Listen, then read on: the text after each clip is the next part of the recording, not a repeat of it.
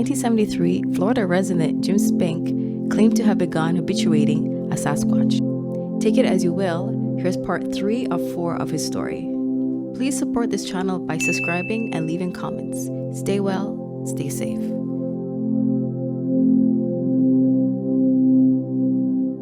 Tape 2, Living with Bigfoot, my search and research by Jim Spink. Continue. Here and there and most any place. I was up on the hammock. I'd lower a can down on a little table with a piece of monofilament. I'd have it swinging already before I zipped in. And then when I heard they were in the area, I'd lower it down and hope that it would sit gently on that table and that they would then come along and see it or smell it and want to taste it. Give me fingerprints at least. And they beat me at everything. Kind of like Tom Edison. 2,000 ways the bulb won't work. In the first 3 years, or I should say 3 trips, because it was 4 years by the 3rd trip, I've been going under this assumption that they're dumb animals. And I was getting my comeuppance big time. I was being taught by them. Plus I'd continued my studies. And I'd read a report by a woman in England who had done a lot of work in optometry and animals, discovered that they could see much further into the infrared than we had assumed. Raccoons, cats, things of this nature. So it was becoming obvious that Bigfoot, too, had excellent night vision, excellent hearing, and an intimate knowledge of the environment, so that if anything changed, they knew something had changed.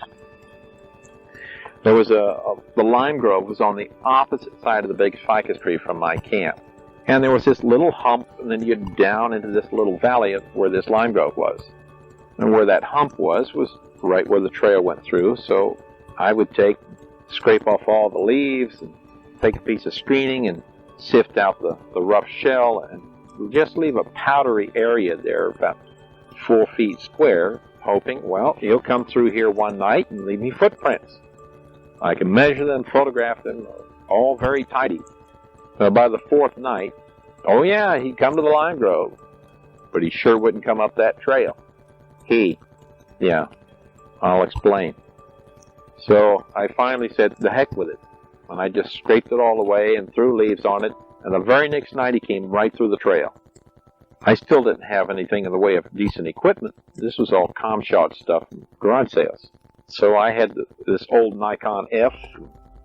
I had already dropped it in the seawater one time, and when I'd taken it home after that trip, went to the camera shop, they said the best thing you can do is throw it away. Well, what I had done when I dropped it was I immediately picked it up and dropped it in my rain barrel in the fresh water, and shook it around, and when I got to town, I put on a dryer and got it getting warm, and then set the camera inside the dryer with the door unlatched, and let it bake dry. Well, it kept working. It was out of calibration and everything else, but it sure took some great pictures. You just don't know what you're going to encounter.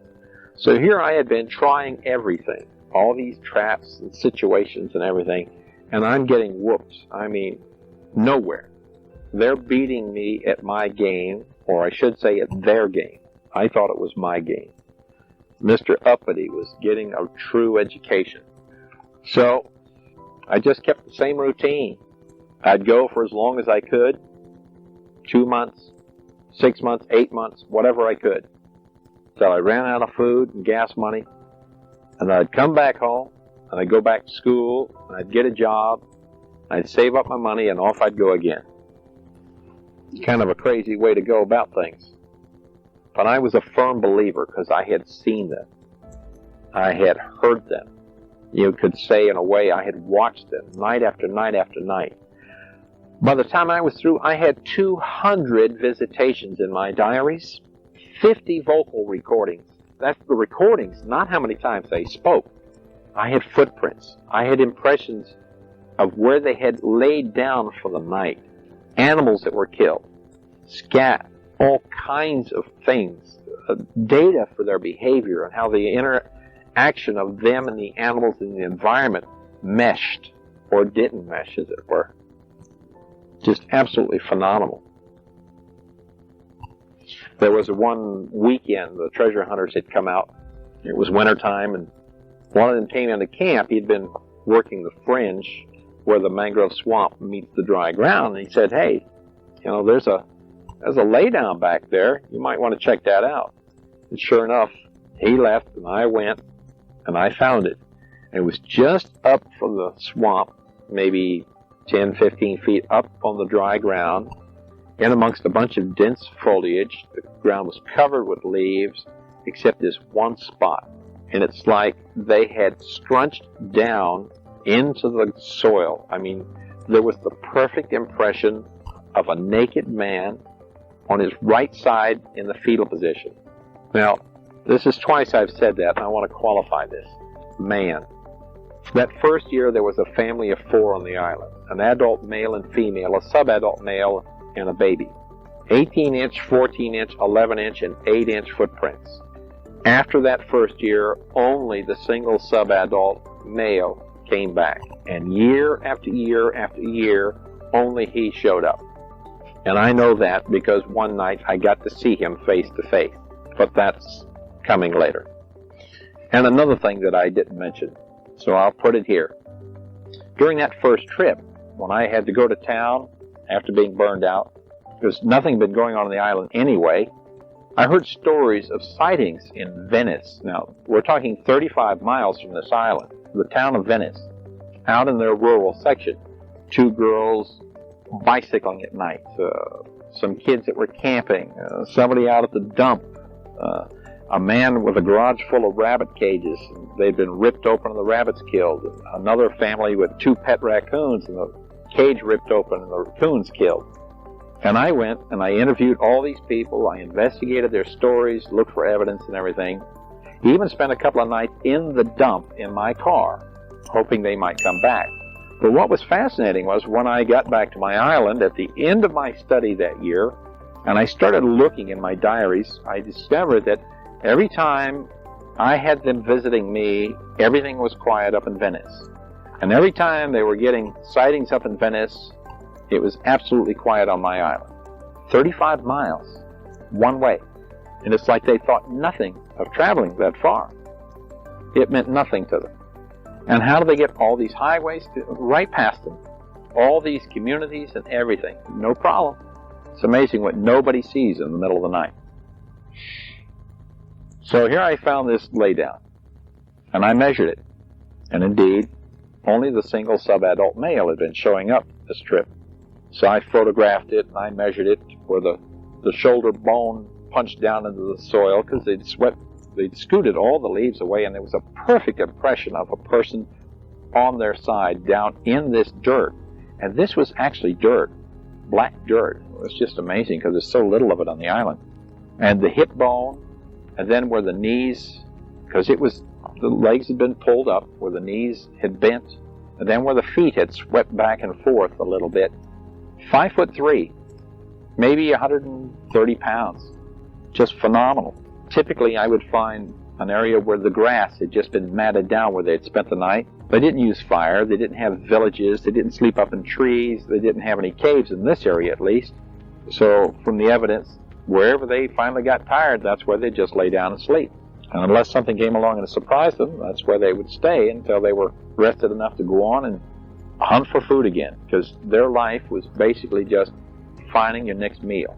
And I spent many months running naked out there to simulate their lifestyle. What's it like to contend with nature in the raw in a jungle like that?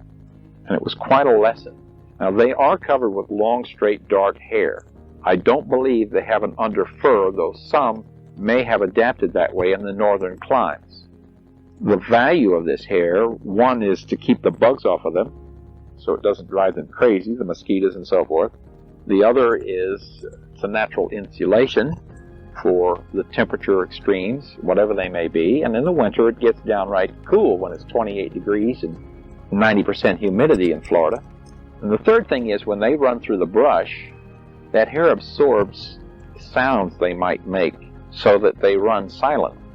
And from what I've read from history, and I'm talking about like the life and teachings of the masters of the Far East, where in the 1890s they encountered some of these entities over in Tibet or Nepal, and They had kidnapped some villagers, and the masters were called to go retrieve the villagers, which they did. And how they indicated they've tried to communicate with these peoples, this Bigfoot, for a long time. They are so locked in fear of us, I mean genetically, from millions of years of interaction with us, that they have become masters of camouflage and hiding. Their senses are extremely keen, and they avoid us like the plague. And the only reason I can imagine this single teenager kept coming around was he was just a kid, and he had a lot of curiosity. Still young enough to want to know what was going on here, besides just wanting to get to that tree with the fruit and the raccoons. So I measured this impression. It was just phenomenal. My camera didn't very well do it justice, but it's in my records. And it's all been recorded with the Copyright Office. All the data, all the photographs, all the diaries, everything. And it's been up there for years. Sometimes I'd go to town and the water would be so shallow, you'd have to wait till the high tide to come back. And when I say high tide, I mean the water might be 8 inches deep at high tide, because at low tide it was 0, or maybe 1 or 2 inches. And even then you'd have to find a groove through the grass where these flat-bottomed dories had chopped their way through with a load of fish, just so you'd have enough water to keep the keel of your boat going. And sometimes, like one year, I found this 16-foot left-strake boat with a 3-horse outboard motor that I had bought somewhere. And a 3-horse motor only puts out 3 horse, so you just putt, putt, putt. And you'd be on your way back, and it'd be midnight maybe for the high tide, and then a storm would come up, and the motor would die. Well, that's that. So over the side I'd go, and after a short while of pushing, I'd be stripping off my clothes. My shirt would come off, and then my pants would come off, and then my boots would come off. And I'm in the middle of this bay. I've still got a half mile or so to go. The wind is blowing, the lightning is flashing, the thunder is booming, and I'm walking naked through this bay, pushing this boat against the wind, having no idea what I'm going to step on or what's going to want to bite me or anything else. Yeah, I guess. Should probably have had my sanity checked. Some experience. You slog your way in through the lagoon and up to the mud bank. And you just leave your groceries in the boat and you stagger up to your tent and get to bed. But you really learn a lot. You learn about endurance and tolerance and patience. Because most people think these are glorious things you do, to go out there and study Bigfoot. Well, they forget it's kind of like a policeman's job. You spend 99% of your time waiting. And then, at night, for example, you have to lie absolutely still, just so they'll come anywhere near you, and stay awake. And that can often be a trick. Well, after a while, you learn how to sleep very, very shallowly. So, at any rate, let me tell you a little bit more about them. For example, their scat material. By the time I was through, I discovered that they ate several kinds of fruit, the ficus fig, the corica, which there was one true fig on the island, but never any grass, no greens, no leaves of any sort. 5 different species of crabs, found some bird feathers, which the ornithologist identified for me, cockroach wings, where they got them, fish scales of various sorts, and sundry other seeds from other plants that when I sent them up to the herbarium in Gainesville at the university, they were able to take the seeds and identify the plant and then give me the Latin name. So there were various fruits that they had found to eat. But the gist of it all is they'll eat just about anything. But if you're as big, you've got to eat X amount. And I know cows, but when you're a man type, and you'll get eating food, you'll eat about anything you can get a hold of, if it even tastes like it's worth putting in your mouth. And this turned out to be the case. So they're omnivores. And they're not afraid of anything. I don't know if you've ever tried to catch a raccoon with your bare hands, but it's not easy. They don't just roll over and purr. And so for these peoples to grab a coon and to snap its neck to eat it, I mean, you really got to know what you're doing and not be afraid. And they do. One year I found a bone in the leaf mold in amongst the jungle one day where I was just walking, exploring as it were, So I pushed the leaves away and dug a little more. And, well, by the end of the day, I'd done a full excavation, and I'd found the bones of a pig. I had never heard or seen or experienced a pig out on this island. I'd heard hunters up north, in the dry land area, at the head of the peninsula, you know, where the neck joined the mainland. I'd heard hunters up there hunting for one thing or another, and gunshots and so forth, and I'd even walked up that way, it's about a mile or so, and found tracks of pigs and so forth, but with all the swamp and everything in between, the mangroves and the water and everything, I guess it was possible, and of course here was the evidence. Here was the skeleton of a pig. So this was another little item to add to the dietary list. It was just amazing. One night I heard a squall, and the next day when I went down to my lagoon to take my daily swim, I was following these raccoon prints, and right on top of them were bobcat prints. And that was the first and only time I had a trace of bobcat on the island. So there were very few species out on the island. There were no deer or bear whatsoever. It was way too small and hard to get to for them to even want to bother. And the mangroves are very dense, at least they were, until the treasure hunters came through with a bulldozer. But the neck of the island was just solid mangroves, so your average animal with their 4 legs wouldn't make it through the twisted roots of the mangrove trees. Whatever came to the island either lived there or swam there or walked across the bay. That's pretty much how it worked. The voices are rather interesting, too. I was recording chittering, chattering, churring, growling, mostly screaming, and their voice is likened closest to that of the raccoon, even though if you go to a voice expert, which I did up at the University in Gainesville, he knew immediately that it was no raccoon, and he did a sonogram and all these things. Sonogram just tells you what it is. It doesn't, or at least it tells you what it is as far as the recording, but it doesn't identify it. They generally identify through a process of elimination pairing of sound. And even though it sounds close to the raccoon, the sonogram demonstrated that the volume of sound for the distance and the timbre and pitch and all these other things was definitely not a raccoon. And yet it is so that if you were sitting around a campfire in the middle of nowhere at night and you heard behind you in the forest a chittering sound of a raccoon, that's what you would think it was. And unless they literally growled or screamed, you'd be no wiser. 2, of all the animals' sounds that you might want to emulate as a hunter for your own vocabulary, your own language, the raccoon is one of the most neutral, one of the safest sounds that you could walk around and be making and not scare off everything in his brother. And I did record them several times when raccoons or possums were in my camp area going through my cans, and Bigfoot would be coming up, say, from the lime grove, and the raccoons and possums would think nothing of it. They'd just keep on prowling around, and until they actually got right up close, then the coons and so forth would run off. But otherwise, they knew them.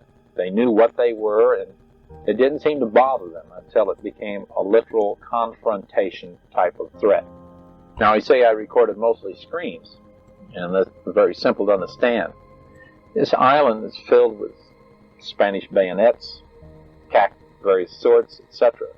It's a very mixed environment. It's not a natural environment. And when they'd get on the trail of a possum or a raccoon or something, they'd start chasing. And about the first thing coon would do would be run into a cactus patch, scurry right on through. Well, Bigfoot would head, well, believe me, didn't do it with impunity. And he'd let out a scream like nobody's business. And he'd be screaming after he got through it, too. And I should imagine he'd then at that point stop and pull some thorns out. And probably didn't like that too much. But when you're hungry enough, you'll do just about anything. Plus, their mentality is different. It's like when we stub a toe, we go to a doctor. When you shoot a deer, it just keeps going. Same way with a bear or anything else. They don't just lay down and call a doctor. Well, so too with these people. Plus, they know there's no place to go anyway. Same way with me out on that island. I break a leg, I'm on my own. No telephone, no radio, that's it. So it's quite an interesting lesson and adaptation of mentality when you live that way naturally. So most of the recordings were screams. Now, some of them were screams. For example, I recorded him catching a possum in the lime grove one night. And he screamed, and the possum squealed when he grabbed it, and that was that. And it was a fight type of scream. And then there were times where when they were talking, you'd get this chattering back and forth. Or if they were coming up to the camp and they weren't sure I was asleep, there would be this very nervous chittering sound, very obvious sense of uncertainty and wondering what's going on and is there a trap here and so forth. There was one year where I had made an agreement with a veterinarian at Crandon Park Zoo for some tranquilizer, ketamine hydrochloride, because I figured I was going to dart Bigfoot. And I didn't have a gun, but I had a piece of pipe I could use for a blowgun, and, well, I was feeling very macho, you might say. And I had borrowed all kinds of equipment for measuring the body and syringes for drawing blood. And Dr. McCrone from the McCrone Institute told me the best way to get a hair specimen, just take a brand new hairbrush and brush them. And some of the hairs will come right out for the follicle.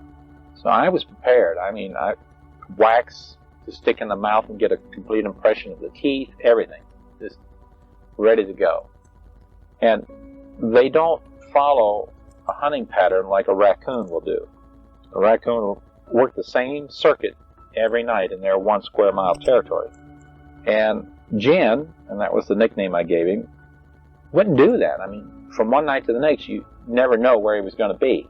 So at this one point, when he started working the lime grove night after night after night, I found that very strange. There was a hole treasure hunters had dug in the lime grove right along the edge of this trail, the perfect shape of a man about 2 feet deep. And I thought, well, now this presents a unique opportunity. So the following afternoon, I gathered a blanket, and I had a bee hat to put over my head. So I gathered that together with this blowgun, and I loaded the tranquilizer in the dart, put it in the pipe. Then I went down about 5:30 in the afternoon, and I laid down in this hole, covered over with the blanket, the bee hat, and the pipe, laying across the top of the hole. I figured when he shows up, I'd just reach up, spin around, and that would be it.